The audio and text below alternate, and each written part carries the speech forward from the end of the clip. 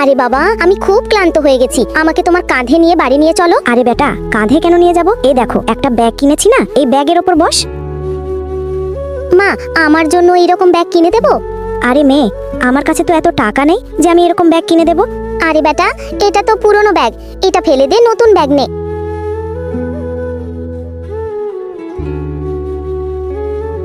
আরে সে তো তার পুরনো ব্যাগ ফেলে এসেছে, এটা আমি সেলাই করে দেব, তাহলে ভালো হয়ে যাবে।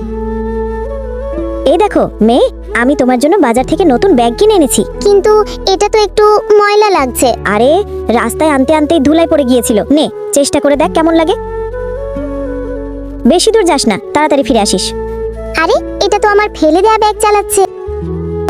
আমার মা তো নতুন এনেছে, ধুলো লেগে গিয়েছিল। দূর হ, আমরা তো নতুন ব্যাগ কিনেছি, তাই পুরনো ব্যাগটা ফেলে দিয়েছি। কি? আরে বেটা, তুই এটা কি করলি? পাপা, এই ছবিটাকে সুন্দর মনে করলে ভিডিওতে লাইক করে চ্যানেলটাকে সাবস্ক্রাইব করো, এরপরে আল্লাহ লিখো।